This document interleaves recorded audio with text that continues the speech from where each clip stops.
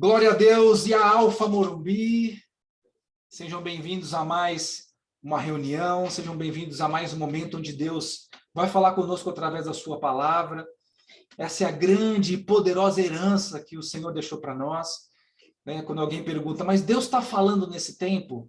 Abre a sua Bíblia e Deus vai falar com você quando você quiser.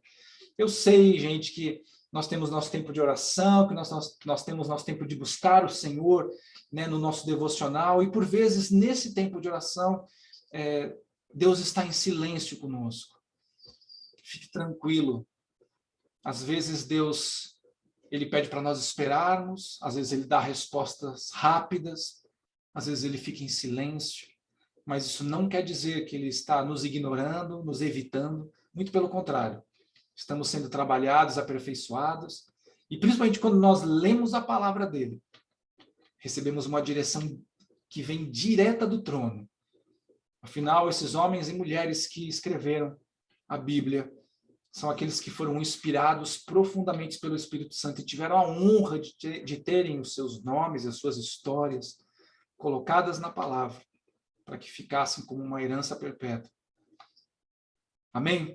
Então, que o Senhor possa falar muito conosco nessa noite, possa falar muito com você e tocar no seu coração. O nosso tema de hoje, gente, vai ser sobre as lições da adversidade. Normalmente, nós estamos mais, preparados, para termos algum tipo de crescimento quando nós estamos diante das vitórias.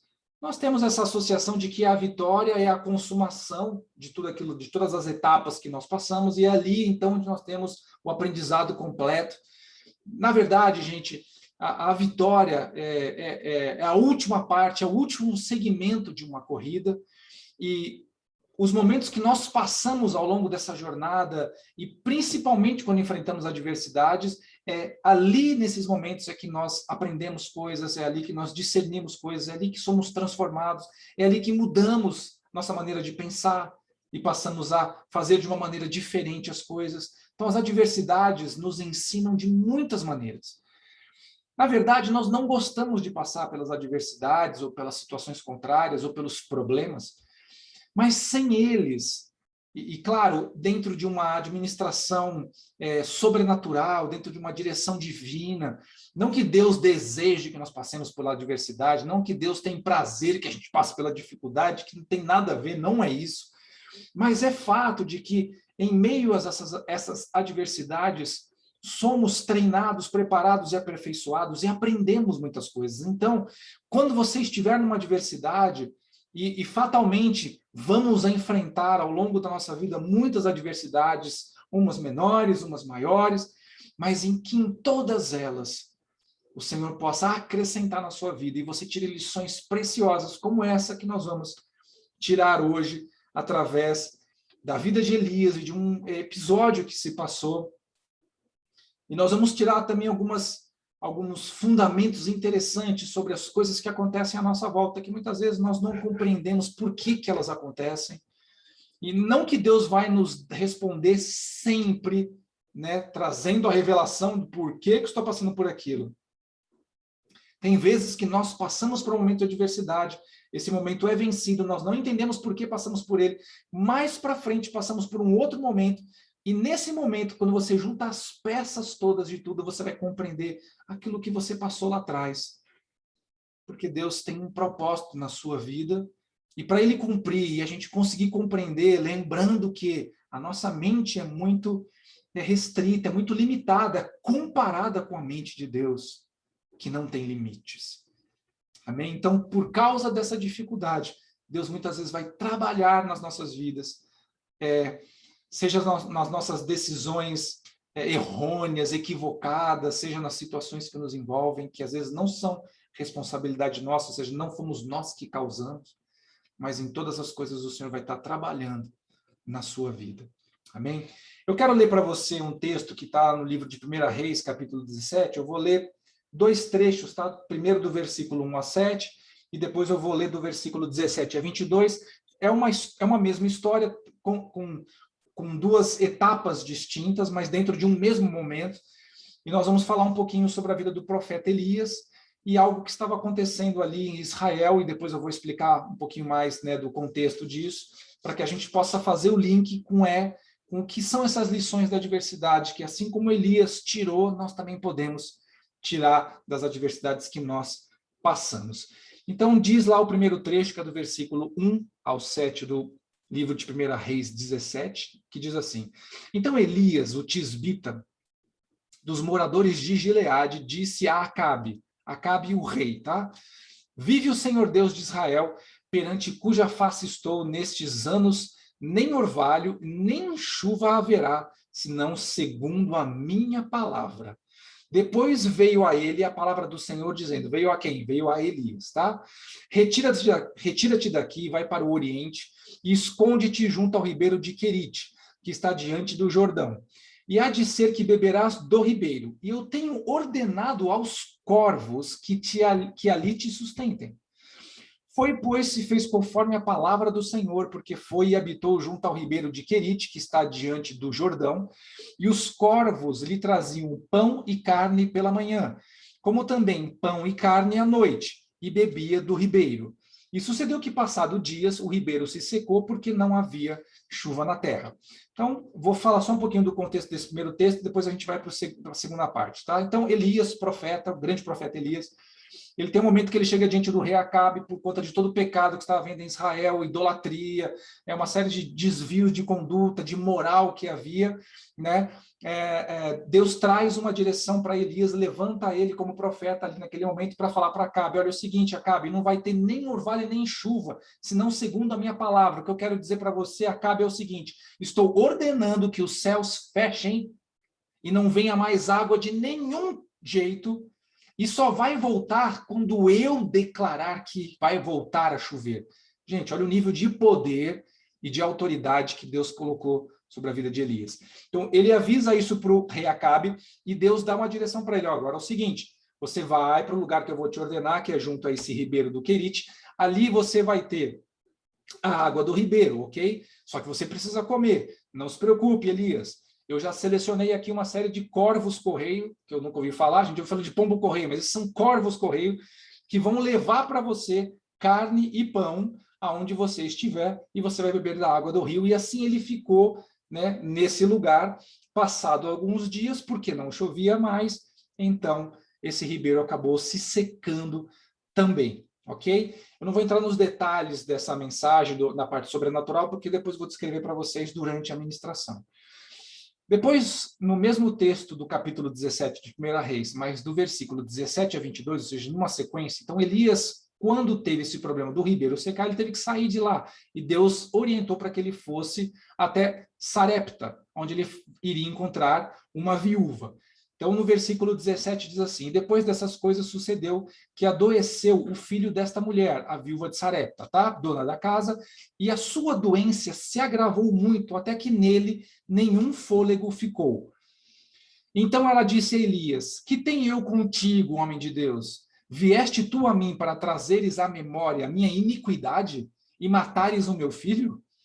E ele disse, dá-me o teu filho. E ele o tomou no seu regaço e o levou para cima ao quarto aonde ele mesmo habitava e o deitou em sua cama. E clamou ao Senhor e disse, ó Senhor meu Deus, também até a esta viúva com quem me hospedo afligiste, matando-lhe o filho? Então se estendeu sobre o menino 3 vezes e clamou ao Senhor e disse, ó Senhor meu Deus, rogo-te que a alma deste menino torne a entrar nele. E o Senhor ouviu a voz de Elias, e a alma do menino tornou a entrar nele e reviveu. Então Elias se deslocou para a casa dessa viúva que gentilmente o recebeu na sua casa, nesse momento onde havia seca na terra, ok? Havia problemas de alimentação na terra, literalmente dias muito difíceis, mas ela recebe Elias na sua casa, ou seja, como se não bastasse já ter o problema de ter que sustentar o seu filho, ter condições de sustentar o seu filho, ainda chegou o profeta para morar com ela. No meio dessa situação toda, o filho dela vem a falecer. E Elias, então, vai diante do Senhor e um milagre acontece. E o que aconteceu com esse menino, acho que você consegue ver aqui lendo o texto, é que ele foi ressuscitado. Deus o ressuscitou. Amém? Então, eu queria primeiro fazer uma introdução aqui para você. A gente vai traçar um paralelo, claro, a essa história que Elias viveu, dessa situação onde Deus o levantou para algo. Então, não foi a decisão de Elias que aquilo acontecesse. Então, Deus deu uma instrução para Elias, que ele ordenasse que não chovesse mais, por conta da situação que havia em Israel.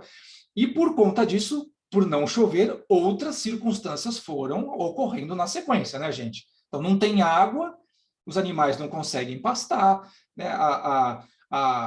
A parte de cultura de alimentos, né, a agropecuária, precisa de água. Então, não tem água, o que acontece? Começam a morrer as plantas. Então, é uma sequência de destruição que vai acontecendo. E o ápice disso é a morte, então, da filha da viúva. Eu quero trazer um pouquinho disso para a gente fazer um paralelo com as coisas que nós vivemos no nosso tempo, porque embora as histórias sejam diferentes, gente, os princípios são os mesmos, né? Nós vivemos num mundo que tem muitas crises. Nós enfrentamos crises diversas, né? Nós estamos hoje falando da pandemia porque é a crise do momento. Mas se você fosse lembrar, lá em 2008, quando teve aquela crise nos Estados Unidos, né, daquelas hipotecas, né, os bancos envolvidos, uma série de coisas, foi uma quebradeira. Isso não foi só nos Estados Unidos, isso acabou respingando em outras nações. Então, era uma crise financeira, hoje nós temos uma crise sanitária. Então, crises acontecem. Às vezes são pontuais, às vezes atingem o mundo todo, como foi o caso da pandemia. Então, nós estamos sujeitos a passar por lutas, nós estamos sujeitos a passar por essas crises diretas ou indiretas, e nós precisamos manter a nossa fé, precisamos manter essa chama acesa dentro do nosso coração de esperança, não esperança em qualquer coisa, mas esperança, é claro, no Senhor Deus, a esperança em Cristo Jesus, porque da mesma forma que Elias passou por isso, e embora ele estava naquela circunstância, mas ele conseguiu vencer no final, assim também é o mesmo desejo que Deus tem para nós, que nós possamos passar por essas adversidades e delas tirar lições. E eu tenho certeza que durante períodos da sua vida, momentos de adversidade que você já enfrentou, provavelmente você deve ter feito alguns questionamentos, mesmo que não em oração, mesmo que não para alguma pessoa, mas questionamentos para você mesmo, que às vezes você lá refletindo com seus pensamentos, você perguntando, por que aquilo ocorreu na minha vida? Por que eu precisei passar por aquela adversidade? Por que aquela situação teve que ocorrer na minha vida? Você já fez essa pergunta para você mesmo? Tenho certeza que em algum momento você já deve ter feito. Outra pergunta, né? Como é que pode ser uma pessoa que é tão boa, uma pessoa que ajuda os outros, está passando por esse tão grande sofrimento? Se você não fez essa pergunta, talvez você tenha escutado alguém já falar. Eu não entendo como é que acontece isso. Como é que uma pessoa tão boa assim passa por essa perda, por esse momento tão difícil, tão doloroso, e tem tanta gente ruim aí que parece que está nadando de braçada. Não sei se você já teve a oportunidade de ver alguém falando assim, ou até de ter pensado assim. Né? Outra coisa, por que aquele sujeito, né, com a vida totalmente torta, parece que está tudo tranquilo, parece que está tudo bem? Não é verdade? Já teve essa sensação? Né? De que adianta orar? Se a situação está tão difícil para todo mundo, o que a minha oração vai fazer de diferença? Né? Ou então aquele que pensa assim, poxa, nós estamos passando hoje por já estávamos, né, pelo menos no Brasil, vindo a um nível de desemprego muito alto, né, faltando coisas, e da pandemia isso só veio se agravar. Então, como é que eu poderia, né, chegar diante de Deus e falar, Senhor, abre uma porta de emprego para mim, se tem, sei lá, aí, milhões de pessoas que estão desempregadas, né? Ou então a gente pode chegar à conclusão, então, mas milagres existem? Milagres são reais? E por que acontece com algumas pessoas e com outras não? Todas essas questões, gente, todas essas perguntas, elas são lícitas. A nossa alma muitas vezes precisa de algumas respostas para dúvidas que nós carregamos, dúvidas essas, gente, que nós só vamos conseguir vencer pela fé. Mas não é sempre que nós estamos ali com aquele nível de fé tão poderoso. E essas dúvidas podem ocorrer. Mas o que eu quero fazer, através desse texto, da vida de Elias, traçando esse paralelo com os nossos dias, aquilo que nós passamos, as adversidades que nós enfrentamos. E muitas vezes nós buscando a Deus, procurando fazer tudo certinho, e parece que nada dá certo, e você olha para o outro que faz tudo errado, que é corrupto, e parece que tudo dá certo. Você olha para um outro, né, que talvez não tenha uma vida de oração como a sua, e ele precisa de um milagre, o milagre acontece. E você que precisa de uma cura para alguém que está enfermo, precisa de um milagre financeiro, precisa de uma libertação. Algo, gente, sobrenatural, como a gente viu na história de Elias, e parece que não acontece. Estas coisas, gente, elas trabalham dentro de alguns fundamentos e princípios que estão no coração de Deus. Eu quero, claro, não estender e nem exaurir esse assunto, porque seria pouco um tempo de uma célula para isso. Mas para todas essas respostas que eu fiz aqui, respostas hipotéticas que haveriam no nosso coração, eu creio que o Senhor vai nos ensinar algumas lições através das crises que nós lidamos, assim como também Elias lidou com essa crise. E no final ele pôde vencer. Para que você vença não somente a dúvida, mas para que também você vença esta crise. Né? Então, eu queria começar com o básico. Né? Por que existem crises? Deixa eu fazer uma pergunta para você. Você acredita que Deus tem prazer em que você passe por uma crise? Você acredita que Deus, ele deseja que você passe por momentos muito difíceis? Que ele vai se alegrar com a sua dificuldade? Olha, quando Deus diz assim, alegrai-vos com os que se alegram e chorai com os que choram, seria muito hipócrita, né? Seria muita hipocrisia da parte dele, ele exigir de nós, ou falar para nós, que nós deveríamos nos alegrar com os que estão alegres, e não ter inveja dele, mas comemorar com ele, e com aqueles que estão tristes, nós participarmos dessa tristeza, né? De dar força, de estar junto, de ser apoio, e ele justamente fazer o contrário disso. Então, creia numa coisa, Deus não tem prazer nenhum na crise que você passa. Porém, o que você precisa entender é que, primeiro, a vida não é uma equação matemática. A vida não é uma equação 1 mais 1 é igual a 2, 2 vezes 2 é igual a 4. Isso para usar o mais simples, tá? Porque a gente podia falar de 125 vezes 1.400 e pouco, que também vai ser uma medida exata, ok? Mas vamos falar de uma matemática simples. A vida não é 1 mais 1, nem 2 mais 2, e nem tão pouco se a gente fosse fazer uma raiz quadrada, que a gente pudesse fazer na nossa calculadora e ter ali a resposta. A vida não é assim. A vida não tem a lógica que nós imaginamos, porque existem tantos fatores simultaneamente acontecendo que somente Deus tem controle sobre isso. E, gente, as adversidades que nós passamos, elas podem ser causadas por vários fatores, mas eu quero colocar somente 4 aqui. Somente 4 fatores para você começar a entender como funciona a dinâmica das coisas na nossa vida. Adversidades, elas podem vir pelo pecado. O que é o pecado, gente? Quando eu erro, quando eu saio de uma direção de Deus, quando eu resisto a um princípio, eu quebro esse princípio me quebra. É literalmente assim.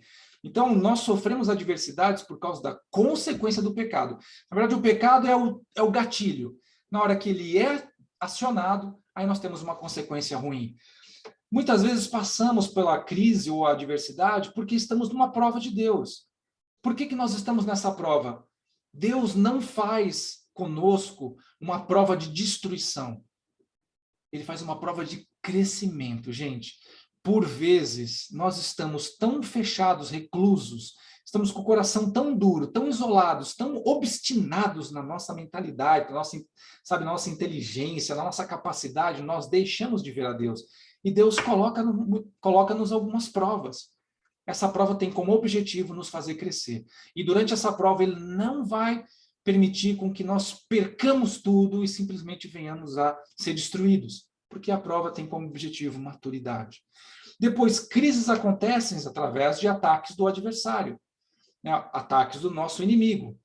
Esses ataques podem acontecer, às vezes, por brechas e às vezes por levantes permitidos. Lembrando da história de Jó. Se você se lembrar da história de Jó, Satanás chegou até Deus e falou, olha, esse seu servo Jó aí e tal, deixa eu tocar na vida dele. Quer dizer, ele não podia fazer nada até que Deus falou, tá bom, você pode fazer, mas não faça nada além disso. Por que Deus permitiu aquilo? Deus estava elevando o nível de relacionamento de Jó com ele a um nível que ele jamais tinha sonhado. Era importante que aquilo acontecesse. Não havia prazer naquilo. Havia importância. Deus sabe o que é melhor para mim e para você muito melhor do que você mesmo. Uma das coisas que a gente precisa entender em definitivo é que por mais que eu viva dentro da minha existência, né, ou seja, eu acordo e durmo comigo, eu conheço os meus problemas, ou pelo menos eu acho que eu conheço, né? Eu acho que eu tenho as soluções para eles. Eu quero te dizer, eu e você conhecemos muito pouco de nós mesmos, mas Deus conhece tudo, tudo, tudo, tudo. Amém? E depois, gente, adversidades acontecem por causas naturais. Mas como assim? Acontece obra do acaso? Não, não é obra do acaso. Eu falei que são causas naturais. Por que são causas naturais? Porque estamos dentro de um mundo que está distante de Deus. Lembra lá atrás, no Jardim do Éden, Adão pecou, Adão e Eva. Qual foi o pecado deles? Foi a desobediência. Deus deu uma instrução para eles: vocês podem fazer o que vocês quiserem, menos isso. E foi exatamente o menos isso que eles fizeram. Então, o pecado foi rebelião, foi desobediência. Por causa disso, o sistema foi mudado. Você vai ler lá no livro de Gênesis, no capítulo 3, né? Consequência do pecado. Qual é a primeira consequência que a gente vê? Houve uma alteração física no mundo físico. Lá diz que começou-se a se produzir cardos e abrolhos, ou seja, não existiam espinhos no Jardim do Éden. Não existia espinho. Não existia algo que pudesse machucar o homem.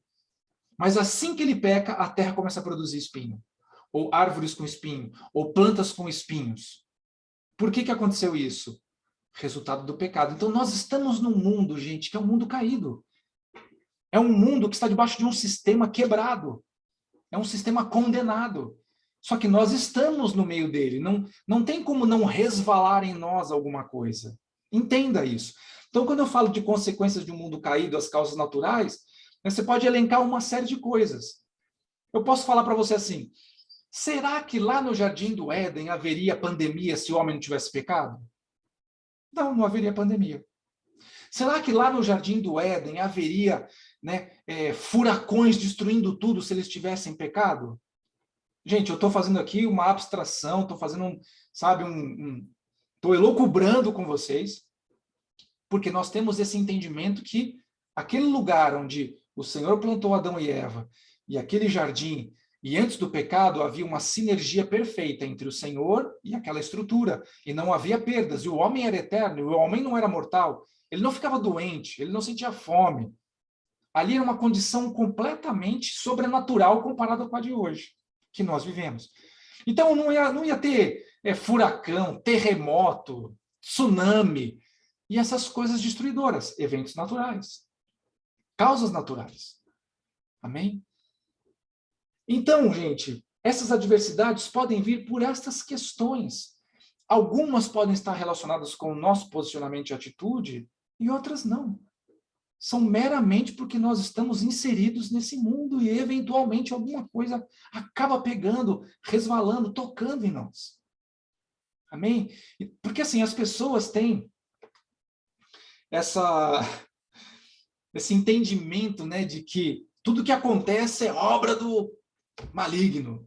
Eu quero dizer, nem tudo é obra do maligno. Aliás, tem muita coisa que é obra nossa mesmo, tá? Que é pior. Eu me lembro de uma ministração do pastor Carlos, quando ele esteve na nossa igreja muitos anos atrás. Ele falou assim: a Bíblia fala que nos últimos dias aquele que é limpo vai se tornar mais limpo e o sujo vai se tornar mais sujo. Aí ele fala brincando, né? Gente, nos últimos dias vão ter pessoas tão terríveis, sabe, tão malignas, que os demônios vão ficar com medo dessas pessoas possuírem eles. Porque o que a gente ouve hoje é justamente o contrário, né? A pessoa ficou possuída de um demônio. Então, a palavra fala que vão ser pessoas que vão ficar tão terrivelmente ruins nos últimos dias, né? No tempo do retorno de Cristo, que os demônios vão ficar com medo de serem possuídos por uma dessas pessoas malignas. Amém? Brincadeiras à parte aqui, só para você entender um pouquinho do mundo onde nós vivemos e por que muitas dessas coisas acontecem. Nós vivemos num mundo onde as pessoas abandonaram a Deus. Nós abandonamos a Deus como humanidade lá no Jardim do Éden, gente, lá atrás. A história do homem é uma história de destruição porque nós nos afastamos de Deus, não porque Deus se afastou de nós. Então, embora nós estejamos buscando a Deus, embora eu deseje conhecer mais a Deus, eu quero entregar a minha vida para Cristo, eu quero conhecer o coração de Deus, eventualmente coisas acontecem porque nós estamos neste mundo que é um mundo caído. Mas isso não quer dizer que por conta disso estamos isolados, esquecidos e abandonados, porque nós não estamos. Amém? Eventualmente sofremos as consequências desse mundo caído, né? Quando a gente vê no texto, a gente fala primeiro de seca, né? Ele ordenou que não chovesse mais. Então, nós estamos falando de seca. Por que que houve essa seca? Por que que Deus estabeleceu através da vida do profeta Elias que não chovesse mais e nem tivesse orvalho, gente, sobre a terra? Por causa do pecado. O povo se desviou de uma tal maneira do Senhor que isso tem consequência. Isso não é, gente, uma das coisas que é muito importante você ter essa concepção. Isso não é a vingança de Deus. Eu vou destruir tudo, eu vou me vingar. Não é isso. Não é, muito longe disso. É simplesmente uma lei. Uma lei espiritual que se materializa aqui no nosso reino físico. Tudo que eu plantar, eu vou colher. Se eu plantar coisas boas, eu vou colher coisas boas. Entenda? Você vai colher. Mas tudo aquilo de ruim que você plantar, não adianta tentar fugir. Essa colheita é obrigatória. Amém? Então, a seca era a consequência do pecado daquele povo. E o que foi a fome? Faltou água, começou a faltar alimento, certo? O que foi a fome? A consequência direta da seca. Então, nós estamos falando que, de uma maneira direta ou indiretamente, né, a própria morte do filho da viúva tem a ver com o pecado de Israel. Por quê? Por causa desse pecado houve a seca. Por causa da seca houve a fome. Sem alimento, esse menino veio a falecer. Então, gente, nós estamos, infelizmente, suscetíveis a essas coisas. Mas antes de entrar nos tópicos, né, para a gente discernir melhor isso ainda, eu queria falar uma coisa para você. Uma das coisas principais que você não deve fazer. Primeiro, culpar a Deus. E eu vejo, às vezes, pessoas passando por certas circunstâncias e falando assim, onde estava Deus que não fez nada? Gente, quando Deus criou este mundo e nos criou, Ele nos deu um presente que, se usado de maneira correta, seria um presente fantástico. Mas se usado da maneira errada, seria a nossa destruição. Não tem meio termo com esse presente que Ele nos deu. Ou vai dar muito certo, ou vai dar muito errado. E esse presente eu e você recebemos e temos que usar todo dia. Temos que usar todo dia. Nós não temos essa opção de não usar. Você sabe do que eu estou falando? Estou falando do livre-arbítrio. Tem gente que acha que não existe isso. Eu quero te dizer, existe sim. Deus te deu o livre-arbítrio. Não é porque as suas decisões levam a um lado ou outro, você já vê a mão de Deus agir, que significa que você já estava predestinado a tomar aquela decisão. Você tomou a decisão que você queria, mas Deus, como é soberano, ele já tinha uma contra-ação, né? Uma contra-ação referente àquilo que nós estaríamos nos movendo. Então, a culpa não é de Deus. A culpa é nossa mesmo. Eu falo isso não no sentido de peso, até porque uma das coisas que eu também quero falar para você é o seguinte: pare de se culpar e principalmente de culpar os outros. Não culpe os outros pelo seu fracasso. Tenha responsabilidade. Eu vou talvez usar essa palavra ao invés de falar de culpa, porque tem pessoas que muitas vezes elas se submetem a essa culpa e elas sucumbem. Elas entendem que elas tomaram uma decisão errada e elas simplesmente pegam aquela consequência ruim e elas põem sobre si mesmo. Aquele peso, elas põem sobre si mesmo e ficam carregando aquele peso como se ela fosse obrigada a passar por isso. Quero te falar, Deus não tem prazer nenhum na consequência do pecado na sua vida. Deus não tem prazer, né, na sua colheita ruim pelas suas más decisões e principalmente que você viva com isso. Por isso que a Bíblia fala, né, que quando nós estamos em Cristo Jesus, então não há mais acusação sobre nós. Se não tem acusação, não tem culpa. A gente precisa só discernir culpa de responsabilidade. Muitas vezes a gente fala, eu às vezes falo até, Você quer entender quem é o responsável ou o culpado pelo seu sucesso ou seu fracasso? Olha no espelho, você vai entender quem é o culpado por isso. Mas eu não falo culpado no sentido de peso, de culpa, mas para você entender de quem é a responsabilidade, porque existe uma responsabilidade, gente.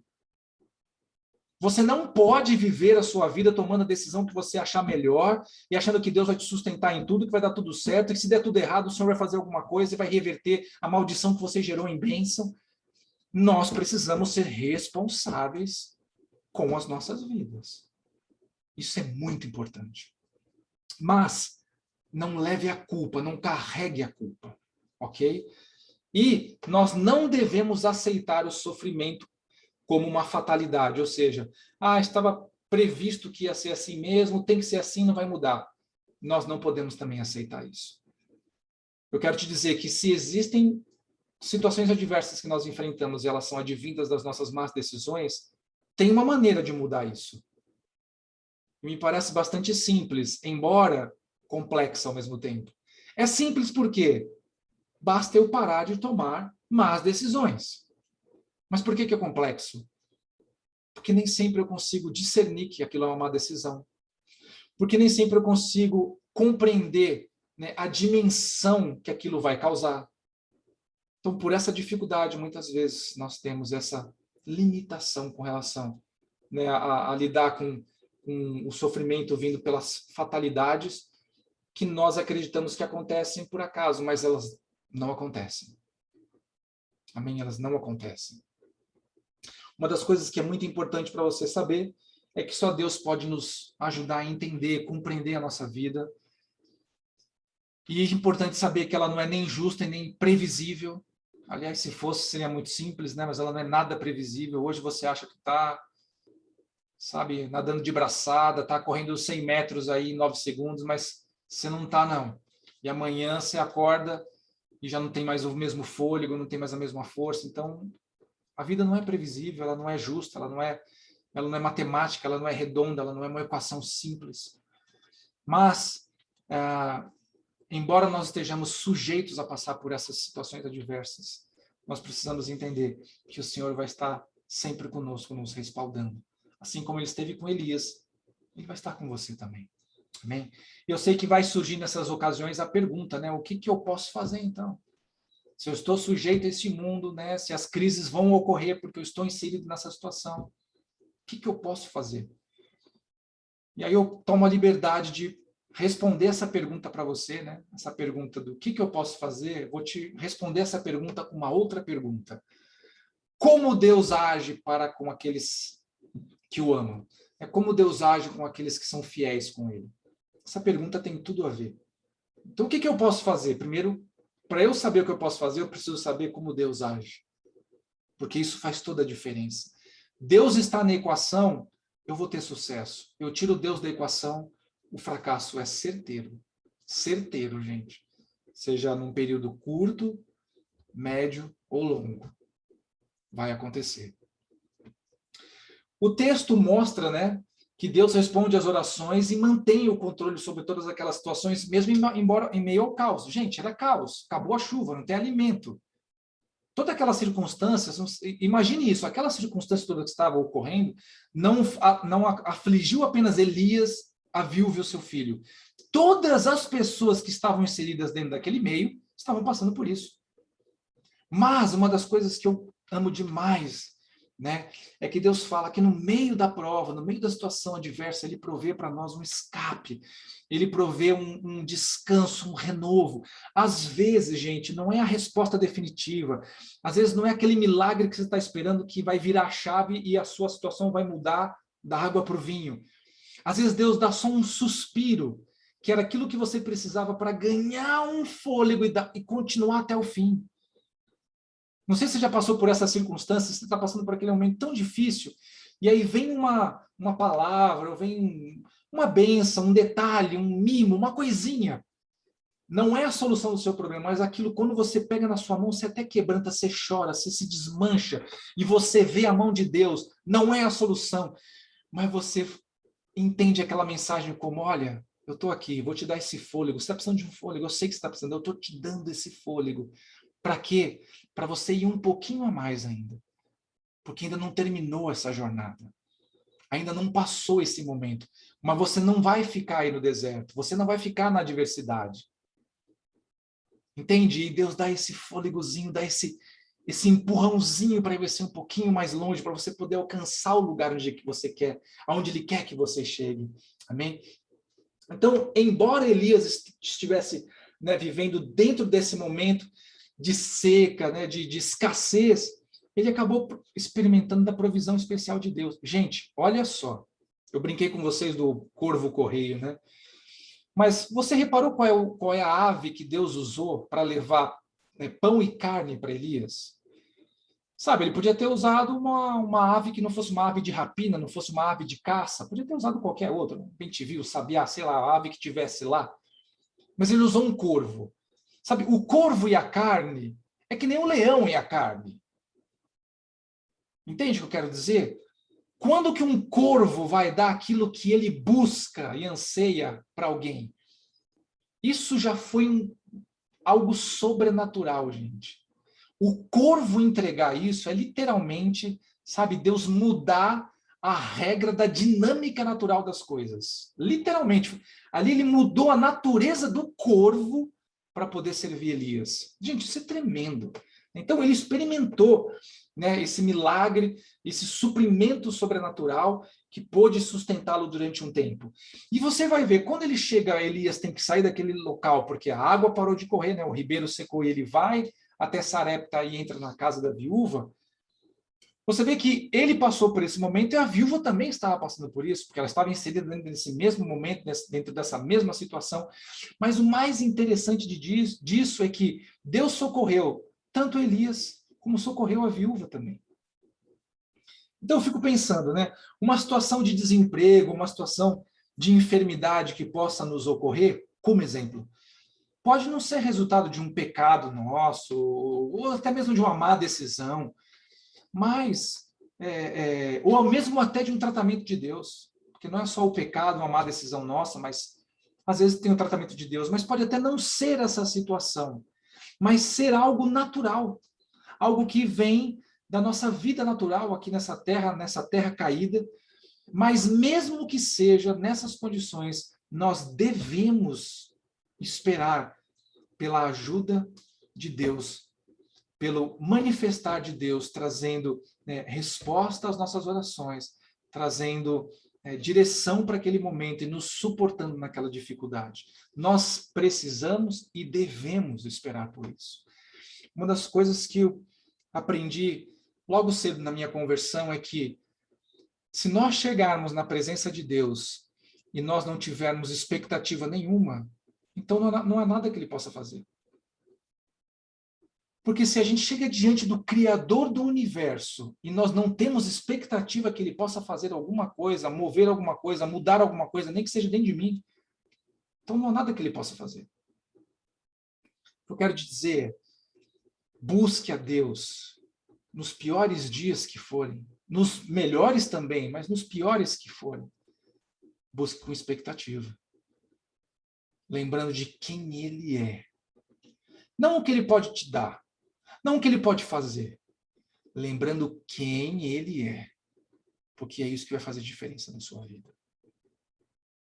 Lá em Marcos 11, 24, diz assim: por isso vos digo que tudo quanto em oração pedirdes, crede que recebestes, e será assim convosco. Então, o que ele está falando aqui? Tudo que você pedir em oração, creia que você já está recebendo. Isso será convosco. Claro que a gente tem que olhar esse texto num contexto, não é a gente pegar ele isolado. Tem outros textos que a gente pode colocar aqui juntos, né? Quando nós pedimos segundo o coração de Deus, segundo a sua vontade, isso será realizado. Então, não adianta você pedir qualquer coisa. Você tem que pedir exatamente aquilo que é a vontade de Deus. Ou seja, que está dentro dos seus princípios, que está dentro da sua palavra. Amém? E se você crê, então será assim. Nós todos podemos passar por adversidades, mas nós não devemos nos acomodar na adversidade, nem achar que nós devemos permanecer dentro dela. Como se você falasse assim, vou entrar num deserto e vou permanecer dentro dele. Gente, deserto existe para todos nós. Eventualmente, em algum momento da nossa vida, vamos passar por algum deserto em alguma área da nossa vida. Mas o deserto não existe para nós permanecermos. O deserto existe para nós passarmos. O deserto existe para nós passarmos. Amém? Depois, 3. Milagre é uma provisão extra no momento de grande adversidade. A gente vê aí, né, Deus fazendo milagres tremendos nesse texto aí. Primeiro a gente vê Deus usando a vida do profeta para cerrar os céus e não ter mais chuva. Primeiro milagre. Então, não houve mais chuva. Segundo milagre, Deus sustentou Elias de uma maneira sobrenatural, trazendo pão e água através do corvo. E depois, Deus ressuscitando, então, o filho da viúva. Então, a gente vê aí 3 milagres. Isso é algo sobrenatural, gente. Algo muito especial. Não sei se você parou para pensar, quando a gente lê as histórias da Bíblia, tem outros contextos ocorrendo simultaneamente. Então, a Bíblia está falando de Elias e está falando da viúva, mas tinham outras pessoas ali. Tinham mais pessoas naquela cidade, tinham mais pessoas em outras regiões próximas. E a Bíblia não conta nenhum outro milagre a não ser eles. Ou seja, essas pessoas que viveram essa seca não passaram um milagre que eles passaram, né? Então, uma das coisas que você precisa compreender, milagre não é uma coisa comum, milagre não ocorre todos os dias, mas milagre, por conta de não ocorrer todos os dias, não ser algo comum e corriqueiro, não quer dizer que ele não exista. Né? Não quer dizer que ele não exista. Milagre, gente, não é algo que a gente possa manipular, produzir em massa ou então comercializar. Milagre é algo muito especial da parte de Deus. É algo que ele opera de uma maneira muito pontual, muito especial para determinadas circunstâncias, né? Mas ele existe. Tem pessoas que olham para a Bíblia e falam, não, os milagres aconteceram lá atrás, hoje o milagre não acontece mais. Gente, olha Hebreus 13:8 que fala. Jesus Cristo é o mesmo ontem, hoje e eternamente. Se Jesus não mudou, Deus não mudou, o Espírito Santo não mudou, se ele fazia milagres no passado, ele faz milagres hoje. Sabe qual é o problema que nós temos hoje? Não é que Deus não faz milagres. É o que está lá em Lucas 18:8b, né? O fim do versículo 8, que diz assim: quando, porém, vier o Filho do Homem, ou seja, Jesus falando do seu retorno, né, dos últimos dias, porventura achará fé na terra? Porque, gente, sem fé não tem milagre. Eu tenho que crer que Deus é poderoso e ele é sobrenaturalmente poderoso para fazer alguma coisa que nada na ciência, nada ao nosso alcance pode resolver. E ele fala, achará porventura fé na terra? Então, gente, não é que Deus deixou de fazer milagres. Nós deixamos de ter fé. Nós deixamos de experimentar a fé de Deus. Então, milagres existem e é algo especial do Senhor, é uma provisão muito especial, gente. Não é sempre que acontece, não é com todo mundo que acontece. Então, embora a gente crê, né, porque a gente vê na Bíblia, não sei se eu já parou para refletir isso, na Bíblia está compilado uma série de milagres ao longo das Escrituras. E quando a gente lê aquelas Escrituras, parece que um milagre está colado no outro. Gente, tem milagres que demoraram, sei lá, umas centenas de anos para acontecerem em relação ao outro. Então não é algo comum. Mas não é por causa disso, volto a falar, que ele não pode acontecer na sua vida. Porque ele pode. Amém? Lá em Mateus 15:28, a gente tem um texto muito legal que diz assim: então respondeu Jesus e disse: ó mulher, grande é a tua fé, seja isso feito para contigo como tu desejas, e desde aquela hora sua filha ficou sã. Aqui a gente está falando daquele momento que a mulher cananeia chega diante dele gritando que a filha estava endemoniada, e Jesus fala assim, olha, não é conveniente que a gente tire o pão da família, né, o pão das crianças, e dá para os cachorrinhos. E ela fala assim, mas olha, os cachorrinhos, né, que são os pets, eles comem das migalhas que caem da mesa do seu senhor. Ela estava falando assim, eu sei que o senhor não veio para mim, eu sou cananeia, mas não tem importância, se o senhor tiver uma migalha, para mim é o suficiente. E aí Jesus fala assim, olha, que fé é essa que você tem? Essa fé que você tem, os meus discípulos não têm. Eles que são o motivo, né, inicial da minha vida, é para eles que eu vim ministrar, é para eles que eu vim ensinar, eu vim fazer milagres no meio deles, e não no seu meio, mas a sua fé é maior que a deles. Entende? Então, nós precisamos estimular a nossa fé. para que os milagres possam acontecer, porque sem fé, gente, aí não vai acontecer nada. Eu quero, através desse texto que nós lemos, né, do profeta Elias, falar 3 motivos, né, onde Deus... Na verdade, eu não quero resumir e isolar esses 3 motivos, mas quero dar 3 motivos do texto, que servem para nós também, pelas quais Deus operou milagres, né? Primeiro, para reverter consequências naturais. Gente, você não vai ver Deus quebrando constantemente as leis naturais que ele criou para operar milagres. A gente vai ver na Bíblia alguns milagres assim fantásticos, né? A sombra no relógio de Acás, que retrocedeu 10 graus. Vai tentar entender aí se Deus curvou a luz, que não é curvável, né? Mas curvou a luz, ou ele fez o sol retroceder, ele fez o tempo mudar, não sei. Naquela batalha de Josué, que o sol permaneceu, né, ao meio-dia, ou seja, a pino, durante várias horas, até que o exército de Israel pudesse ter vencido seus inimigos. Foi uma situação sobrenatural com relação a consequências naturais. Vamos lembrar de um mais próximo, no Novo Testamento. Jesus está no meio daquela tempestade no barco, e os caras desesperados, ele dormindo, e os caras desesperados, meu Deus, vamos morrer. Jesus levanta e fala, acalma, vento. Mar, aquieta. E ele acalma a tempestade. Então, a gente vê Deus revertendo consequências e eventos naturais de uma maneira sobrenatural, mas não é sempre para fazer isso. Ele fez isso na sua palavra para mostrar a sua soberania. Quem criou as leis da natureza foi Deus.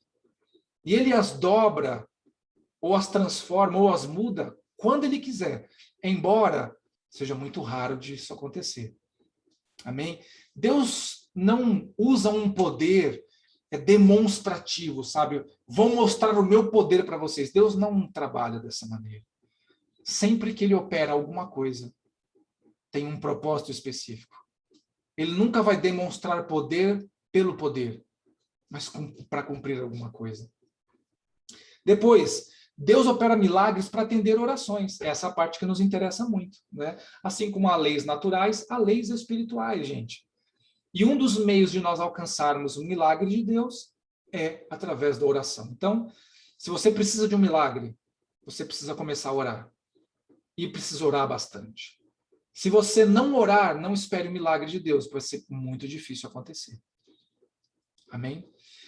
Depois, ele usa para testificar o seu amor e o seu poder. Testificar não é demonstrar, é simplesmente nos fazer compreender que ele tem o poder suficiente para fazer aquilo que nós precisamos, almejamos ou necessitamos, né?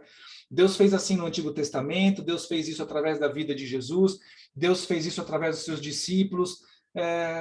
Se ele fez em todos esses períodos, por que ele não faria hoje, gente? Então ele faz hoje da mesma maneira. Amém? E eu quero fechar essa ministração falando para você que as adversidades que nós enfrentamos, elas são certeza nas nossas vidas, eventualmente vamos passar por elas. Se nós já não estamos inseridos dentro desse contexto, ele está diante dos nossos olhos, embora nós não possamos enxergar. Mas não é por isso que o Senhor nos abandonou, que estamos, né, aí esquecidos a nossa própria sorte, que não é verdade. Quero te dizer que para cada situação de adversidade, Deus tem um nível de crescimento, de maturidade, de aperfeiçoamento para mim e para você. Em cada situação de adversidade, ele vai ter uma provisão para nos mostrar, né, o seu profundo amor pelas nossas vidas. É sempre que nós vamos ter isso? Nem sempre. Mas uma das coisas que a gente precisa desassociar, né? Talvez a gente tenha, por conta desse tempo de milagres, desse tempo do mover do Espírito Santo, do mover pentecostal, então nós acreditamos que todas as nossas necessidades vão ser supridas e solucionadas por Deus, todas sem exceção. Eu fico olhando para a vida dos discípulos, nem sempre isso aconteceu com eles, né? Nem sempre isso aconteceu com eles. Às vezes eles passaram por determinado momento difícil, tiveram que enfrentar aquela dificuldade, e aquela dificuldade permaneceu um tempo, né? Vamos olhar para a vida de Paulo. Paulo foi preso, né, injustamente, foi levado para Roma e lá ele foi condenado à morte.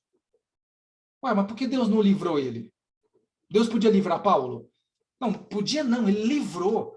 Paulo já havia ficado preso antes e Deus moveu algo sobrenatural no lugar onde estava, na prisão onde ele estava e abriu todas as cadeias. Foi um momento assim tremendo, sobrenatural. Então, Deus podia ter tirado Paulo da cadeia, Deus podia ter destruído o exército romano que levava ele preso, Deus podia ter feito qualquer coisa, mas ele não fez.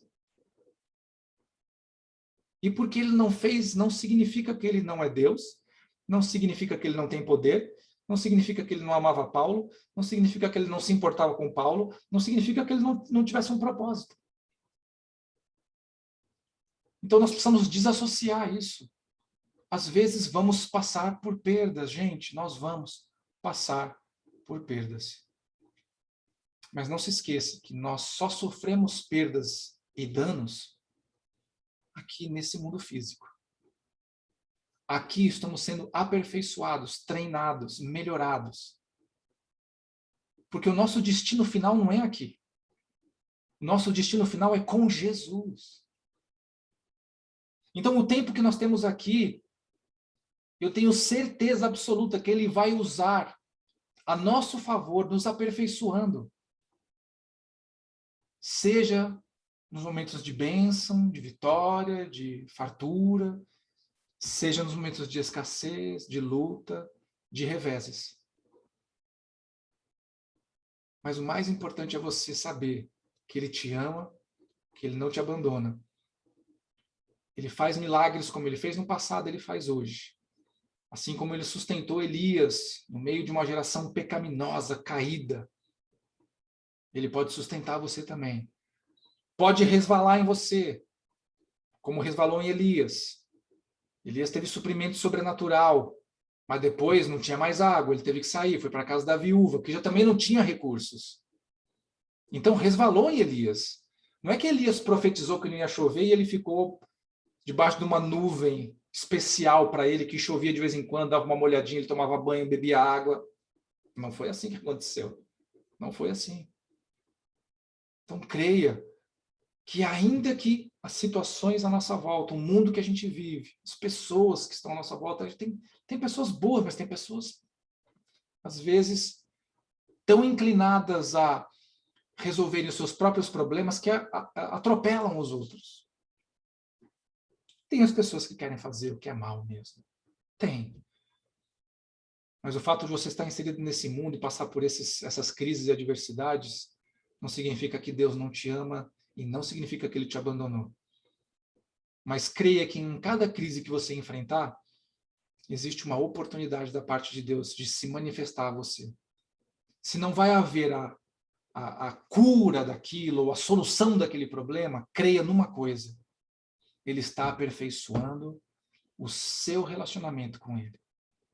Porque de tudo que nós vivemos aqui, de todas as vitórias que nós tivemos, só tem uma coisa que nós vamos levar daqui para a eternidade. Sabe o que é? É o relacionamento que você estabelecer com Ele.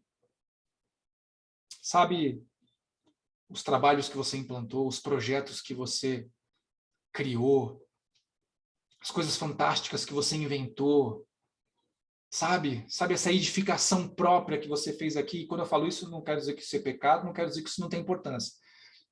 Claro que tem a sua importância. Mas nada dessas coisas vão lá para a eternidade. O que vai para a eternidade é o seu relacionamento com Deus. Amém? Então entenda, nem sempre Deus vai nos livrar do problema. Às vezes Ele vai nos livrar no problema. E às vezes Ele não vai nos livrar. Mas isso não quer dizer que Ele não é Deus, isso não quer dizer que Ele não te ama.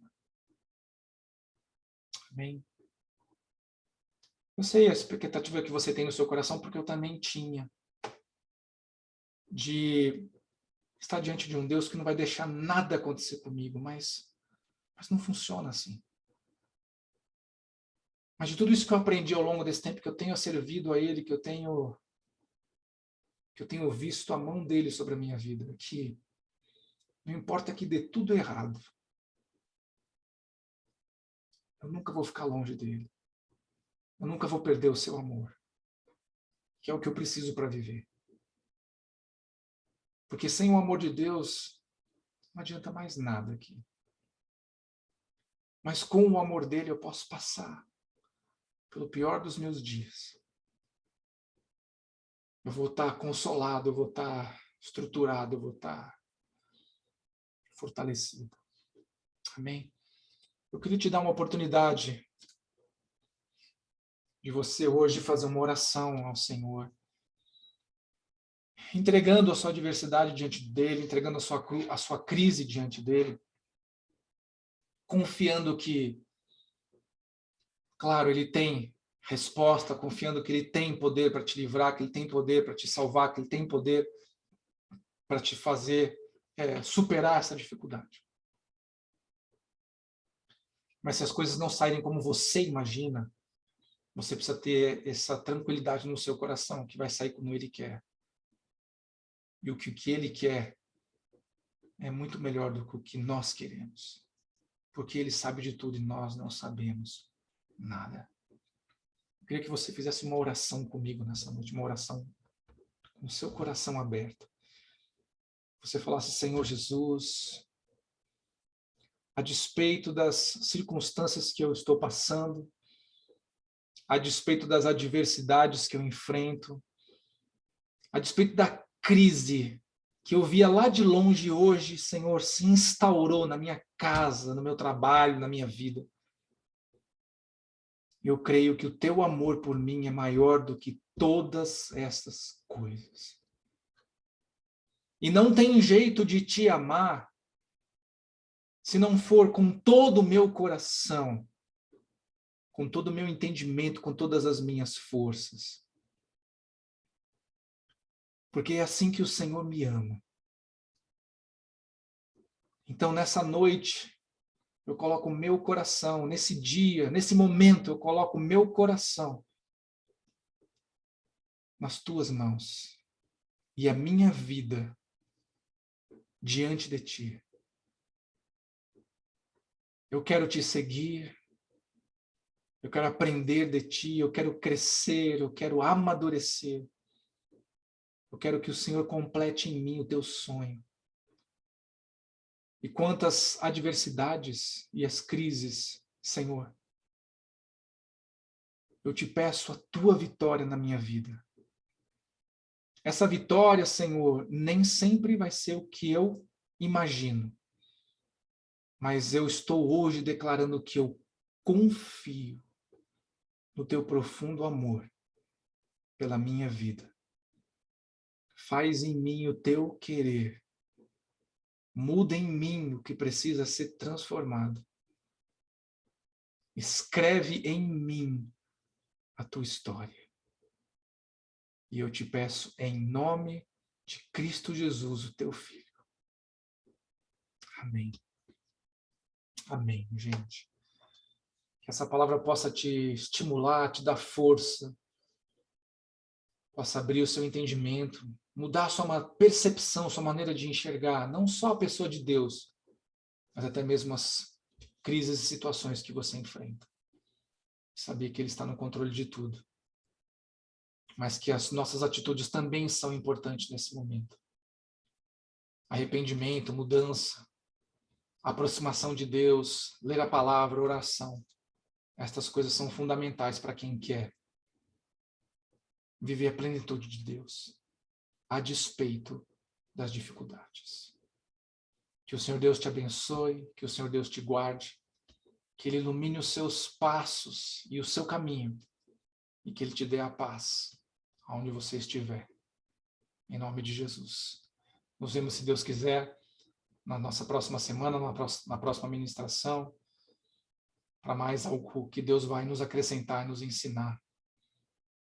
Em nome de Jesus. Beijo no seu coração. Deus te abençoe.